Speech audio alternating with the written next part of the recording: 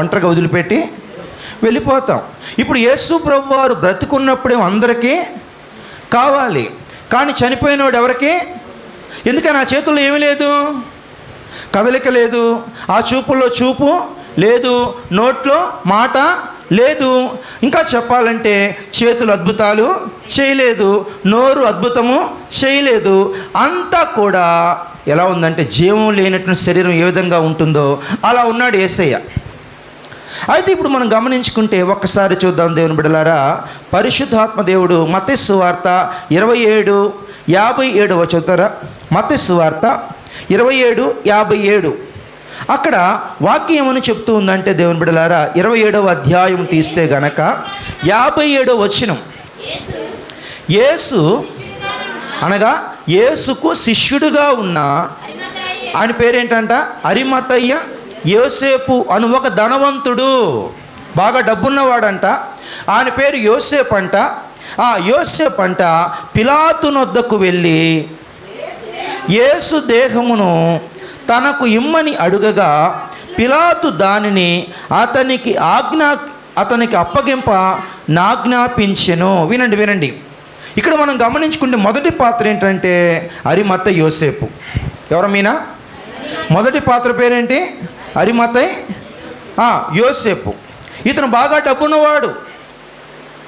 ఇంకా చెప్పాలంటే 40 దినాలు ఒక మాట చెప్పాం మనం. ఏమని? యూదుల మహాసభ ఒకటి ఉన్నది, సన్హెడ్రిన్ సభ ఒకటి ఉన్నది, అందులో ఒకటి సభ్యుడిన ఈయన యూదుడు. ఇంకా చెప్పాలంటే పరిసయ్యుల తెగకు చెందినవాడు. ఈయన రహస్యంగా యేసు ప్రభువును అనుసరించాడంట.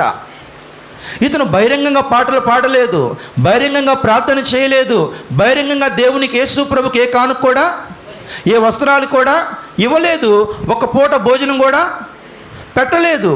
కానీ మనం గమనించుకుంటే యేసు ప్రభు ద్వారా ఎటువంటి స్వస్థతలు కూడా పొందుకోలేదు, ఎటువంటి మేలు కూడా పొందుకోలేదు. ఎందుకంటే రహస్యంగా యేసు ప్రభుని అనుసరిస్తున్నాడు. యేసు ప్రభు దేవుడని అంగీకరించాడు. యేసు ప్రభు నాకు కావాలని రహస్యంగా ఎవరికి తెలియకుండా ప్రార్థనలు చేస్తున్నాడు. ఎవరికి తెలియకుండా, ఇంకా చెప్పాలంటే వాక్యం చదువుతున్నాడు. ఎవరికి తెలియకుండా ఆయన యేసు ప్రభు 12 మంది శిష్యుల్లో ఈయన 13వ శిష్యుడిగా, ఆయనకి చాలామంది శిష్యులు ఉన్నారు. అలాంటి శిష్యులలో అరిమతయ్య యోసేపు కూడా. కానీ రహస్య క్రైస్తవుడా, బహిరంగ క్రైస్తవుడా? ఎందుకని? ఆయన యేసు ప్రభువును అంగీకరిస్తే వెలేస్తారు సమాజంలో నుంచి. ఏంటమ్మా?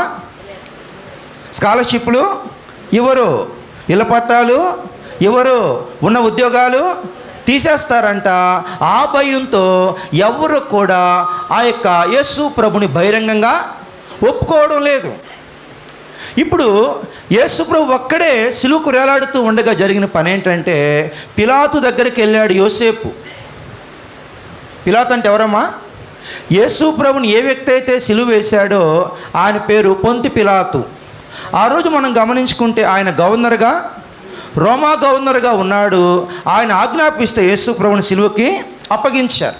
పిలాతు దగ్గరికి వెళ్ళి అడుగుతాడు కదా, గవర్నర్ గారు, యేసు ప్రభు యొక్క దేహము ఆ కలవరి కొండపై గొల్గతా గిరిపైన విరాలాడుతూ ఉన్నది కదా, ఆ దేహము నాకు కావాలి అన్నాడు. అనగానే పిలాతు అడిగి ఉండొచ్చు, అదేంటయా ఉట్టి దేహాన్ని ఏం చేసుకుంటావు? అర్థమవుతుందా? ఒకవేళ బంధువులు ఉన్నారనుకోండి, ఏమంటచ్చు? బతుకున్నప్పుడేమో ఆయన ద్వారా ఒక దీవెని కూడా తీసుకోవాలా, ఆయన ద్వారా ప్రార్థన చేపించుకోవాలా, ఆయన చేతి స్పర్శ ముట్టలేదు. కానీ ఇప్పుడు చనిపోయిన తర్వాత యేసు ప్రభు దేహాన్ని ఇమ్మంటున్నాడు. మీరు గమనించుకోండి, చనిపోయిన వాడు ఎవరికీ అవసరం లేదు, రోగంతో ఉన్నవాడు ఎవరికి అవసరం లేదు, పేదవాడిగా ఉన్నవాడు పేద స్థితిలో ఉంటే గనక బంధువులకు కూడా అవసరము లేదు, జ్ఞానం లేనివాడు ఎవరికి అవసరం లేదు, రోడ్డు పక్కన ఉన్నవాడు ఎవరికి. మరి ఎవరికి కావాలంటే బాగా డబ్బు ఉండాలి, అద్భుతాలు చేయాలి, ఆశ్చర్యకార్యాలు చేయాలి. మనం గమనించుకుంటే యోసేపు అంటున్నాడు, నీకెందుకయ్యా ఆ దేహం అడిగావు అనుకోండి. యోసేపు అంటున్నాడు, నేను బ్రతికుండగా ఒక పూట భోజనం కూడా పెట్టలా, నేను యేసు ప్రభు బ్రతికుండగా ఒక్క పూట కూడా నేను వస్త్రాలు ఇవ్వలేదు, మా ఇంటికి నేను పిలవలేదు.